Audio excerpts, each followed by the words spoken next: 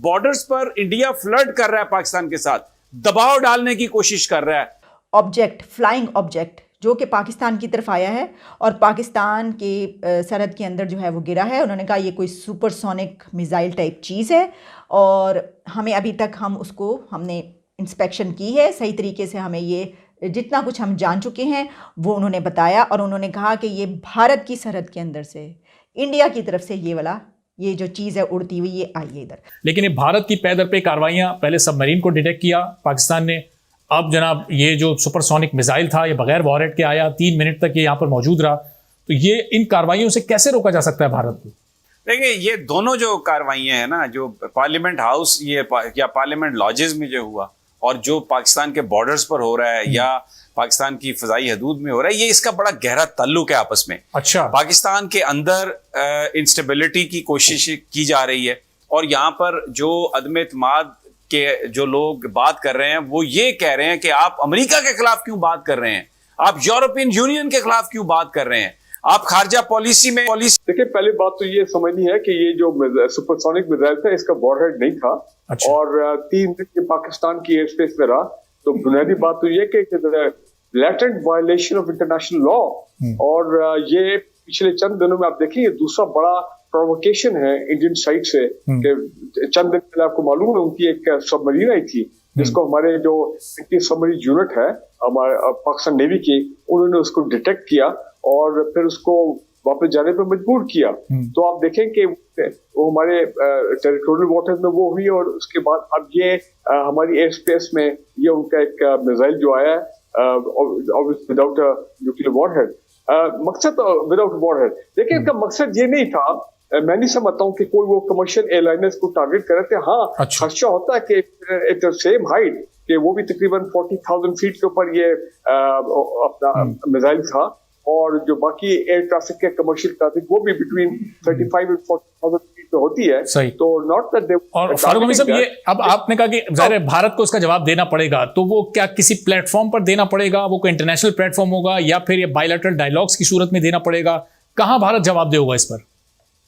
देखिए इस पे तो यही है जो डिप्लोमेटिक तरीका है कि there will be a very strong protest by the foreign office and may be कल सुबह कि उनके इंडियन हाई कमिश्नर है you can call to the summit to the foreign office और एक पूरा पाकिस्तान का फॉर्मल प्रोटेस्ट होगा और कहा जाएगा कि इंडिया जो है वो बताए कि ये क्या वो गलती से उन्होंने किया है या उनकी कोई टेस्ट लॉन्च थी, ये कैसे पावा। और जो रूट बताया गया एवीएम तारिक ने पीएफ के जो स्पोक्समैन है और कि कैसे वो लग तो ये रहा था कि बिल्कुल ये प्लान तरीके से ये आया पाकिस्तान में। तो मैं तो ये समझता हूँ कि ये हमारी एयर डिफेंसेस को चेक करना, उनके अलर्ट लेवल को चेक करना कि how do we respond in such a situation. और इसी तरह जो उनकी नेवल शिप सबमरीन आई थी उसका भी मकसद ये था कि हमारे जो इस तरह के जो कोस्टल डिफेंसेस है, मैरीटाइम डिफेंसेस है, उनकी अलर्टनेस को चेक किया जाए। लेकिन इंपॉर्टेंट बात मैं ये कहना चाहता हूँ कि देखिए इस साउथ इंडिया में बॉर्डरिंग आवर स्ट्रेंथ हमारा सदर्न पाकिस्तान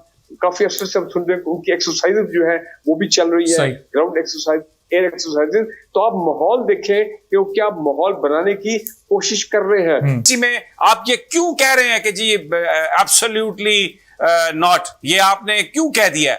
तो दूसरी तरफ जो हमारे बॉर्डर्स हैं वहां पर आप ये देखें कि पिछले 1 महीने में 3 हफ्ते में सबसे पहले तो हमें ये पता चला कि उनकी एक सबमरीन आई पाकिस्तान की हदूद में आई, फिर उसके बाद आज जो पता ये चला कि जनाब एक उन्होंने मिसाइल मारा है और ये बड़ा खौफनाक हमला था। लेकिन वो उसकी जो रास्ता उन्होंने बताया वो रास्ता उसने इख्तियार किया जो पाकिस्तान की कमर्शियल एयरलाइनर्स करती हैं और उस वक्त 3 जो फ्लाइट्स थी वो उसका टाइम था वो जा रही थी, सिर्फ 60 किलोमीटर के डिस्टेंस पर उसको उन्होंने गिराया, जो मियां चन्नू के करीब गिराया के। तो बॉर्डर्स पर इंडिया फ्लर्ट कर रहा है पाकिस्तान के साथ, दबाव डालने की कोशिश कर रहा है, पाकिस्तान की जो अफवाज है उनको एंगेज करने की कोशिश कर रहा है। इंटरनली वो लोग जो बज़ाहिर अमेरिका और यूरोप और यूरोपियन यूनियन उसके साथ जिनकी पॉलिटिकल अलाइनमेंट है वो इस हुकूमत को हटाना चाहते हैं।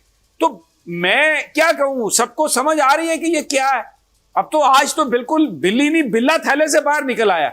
जो कुछ हुआ है इसका आपस में ये बिल्कुल जुड़ा हुआ है। ये चीजें पाकिस्तान में इंस्टेबिलिटी को पैदा करने की कोशिश की जा रही है रशिया का जो वजीर आजम का जो ट्रिप है, उसके बाद चाइना का जो ट्रिप था, सी पैक पर जो हम बात कर रहे हैं, यूरोपियन यूनियन को जो हमने कहा है कि आप ये डिस्क्रिमिनेट कर रहे हैं, तो इंटरनेशनल एस्टेब्लिशमेंट वो उसको ये चीजें पसंद नहीं है। और इस खित्ते में through India they are operating, India Quad में भी है, इंडिया अमेरिका का साथी है, तो ये चीजें रिलेटेड हैं। और ये अगर कौम मुत्तहिद ना हुई और नई लोगों ने पहचाना, तो आने वाले दिनों में आई सस्पेक्ट, आई फियर कि ज्यादा इस तरह की वाकयात होंगे। लेकिन ये तो credit goes to Pakistan air force, credit goes to Pakistan navy and also हमारी जो बर्री फौज है जो बॉर्डर्स पर खड़ी है, कि वो भारत का मुकाबला कर रहे हैं। लेकिन अफसोस कि आज DGISPR ने जब ये बात कही कि इस पूरे सिस्टम में हमारा सियासत से कोई लेना देना नहीं, हमें आप बहस की बात हो रही है, ड्रैगन करने की कोशिश हो रही है, we are not in the politics, सही, our business is only to defend this country. Object, flying object जो कि पाकिस्तान की तरफ आया है और पाकिस्तान के सरहद के अंदर जो है वो गिरा है। उन्होंने कहा ये कोई सुपरसोनिक मिसाइल टाइप चीज़ है और हमें अभी तक हमने इंस्पेक्शन की है सही तरीके से, हमें ये जितना कुछ हम जान चुके हैं वो उन्होंने बताया। और उन्होंने कहा कि ये भारत की सरहद के अंदर से इंडिया की तरफ से ये जो चीज़ है उड़ती हुई ये आई है इधर। अच्छा, जब उन्होंने ये कहा कि एक अनआइडेंटिफाइड फ्लाइंग ऑब्जेक्ट जो है वो पाकिस्तान की तरफ से आया, तो मैं तो बहुत ही खुश हो गई। इसलिए खुश हो गए हम, इतने ज़्यादा खुश इसलिए हो गए कि हमने कहा कि ओ ये तो UFO है भाई, ये तो खलाई मखलूक जो है उसकी कोई UFO पाकिस्तान में आ गई। और खुशी किस लिए हुई? खुशी इसलिए हुई कि आज तक जितने भी वाक़यात हुए हैं UFO के, सारे जो हैं वो अमेरिका में, वेस्ट में, इधर उधर होते हैं। मतलब हमारी तरफ तो वो देखते ही नहीं, इस तरफ तो UFO वाले जो हैं खलाई मखलूक आते ही नहीं हैं। शायद सोचती हूँ कि भाई यहाँ पे तो पहले ही बहुत सी मखलूक़ात मौजूद हैं, खलाई मखलूक भी है, बहुत सी मखलूक़ात है, तो यहाँ पे जाने की क्या ज़रूरत है। तो बड़ी खुशी हुई कि चलो उन्होंने हमारी तरफ भी देखा, हमारी तरफ भी नज़र डाली। एक UFO जो है एक ऐसा ऑब्जेक्ट, क्योंकि आप जब flying object, unidentified flying object की बात करते हैं, हम कहीं पर लिखेंगे ना गूगल पे, तो फ़ौरन वो UFO डाल देगा। UFO की फुटेजेस आपके सामने आ जाएंगी, वाक़यात आ जाएंगे, किसने कहाँ पर देखा। हमने कहा चलें जी, एक बहुत बड़ा तारीखी जो काम हुआ है वो ये हुआ है कि पाकिस्तान भी उस लिस्ट में शामिल हो गया जहाँ पर एक UFO नज़र आएगी। लेकिन पता ये चला कि वो UFO इंडिया की तरफ से आई, और वो जो हमेशा हुआ करता है, यानी ये कि वहाँ से मैं आपको एग्जैक्टली बताती हूँ कि DGISPR ने इसके हवाले से क्या कहा। भारतीय हदूद से एक शय ने पाकिस्तान की फ़ज़ाई हदूद की खिलाफ वर्जी की है और ये एक सुपरसोनिक प्रोजेक्ट था जो मुमकिन तौर पर मिसाइल था और गैर मसल्ले था, यानी कैरी नहीं कर रहा था वो कुछ। और ये ऑब्जेक्ट भारत में 100 किलोमीटर अंदर था, तभी हमने इसे नोटिस कर लिया था। मेजर जनरल बाबर इफ्तिखार का कहना था कि पाकिस्तानी फ़ज़ाई हदूद में वो चीज़ 3 मिनट और चंद सेकंड तक रही और 260 किलोमीटर तक अंदर तक सफ़र किया और इसके ख़िलाफ़ ज़रूरी कार्रवाई बर वक्त कर ली गई। फिर पाक फ़ज़ाइया ने उसकी मुकम्मल निगरानी की और पता चलाया कि वो भारतीय इलाके सरसा से आई थी। और फिर उन्होंने ये कहा कि हमारी जो एयर स्पेस है उसकी क्योंकि वायलेशन की गई है, उसको हम पूरी तरीके से मजम्मत करते हैं उसकी, और हम ये कहेंगे कि ये जो कुछ किया गया बहुत गलत किया गया। तो ये हमें फिर पता चला कि जनाब ये तो फिर इंडिया का ही मामला, तो सुबह से इंडिया कर रहे हैं, तो पता चला कि ये भी इंडिया की तरफ से एक चीज़ उड़ती हुई आई है। तो भाई ये उड़ती हुई चीज़ें क्यों इंडिया वाले हमारी तरफ भेज रहे हैं, ये समझ में नहीं है। लेकिन इसके साथ ही जब एक सवाल DGISPR से ये किया गया कि फ़ौज का सियासत में मदाखलत के हवाले से, तो उन्होंने कहा कि फ़ौज का सियासत से कोई लेना देना नहीं, ये ऐसे ही है और ये ऐसे ही रहेगा, और गलत किस्म की जो क़यास आराइयाँ हैं वो ना की जाएँ। फिर उन्होंने ये भी कहा, उन्होंने कहा कि फ़ौज पर सियासत में मदाखलत का इल्ज़ाम लगाने वाले कोई सबूत दिया उन्होंने आज तक? उन्होंने कहा कि माजी में उन्होंने आज तक कोई सबूत किया है? तो हम ये सोचने लग पड़े, बात तो बिल्कुल ठीक है, बिल्कुल सही बात है ये। देखिए, आज तक कभी किसी ने सबूत दिया है? कोई 4 मरतबा मार्शल लॉ लगा है पाकिस्तान में, 4 मरतबा मार्शल लॉ फ़ौजी हुकूमतें 47 से ही आगाज़ हो गया था, इसका स्टार्ट हो गया था मार्शल लाई हुकूमतों, फ़ौजी हुकूमतों का। याह्या खान ने क्या किया, फिर पाकिस्तान टूट गया याह्या खान की हुकूमत के दौरान ही, और उसके बाद 10-10, 11-11 साल के 2 और मार्शल लॉ लगे। एक ज़ियाउल हक ने लगाया, तबाह कर दिया मुल्क को, और फिर उसके बाद परवेज़ मुशर्रफ साहब बैठे रहे और मुक्के लहराते रहे। तो लेकिन सबूत कोई नहीं है, फ़ौज का सियासत में मदाखलत की कोई सबूत नहीं है।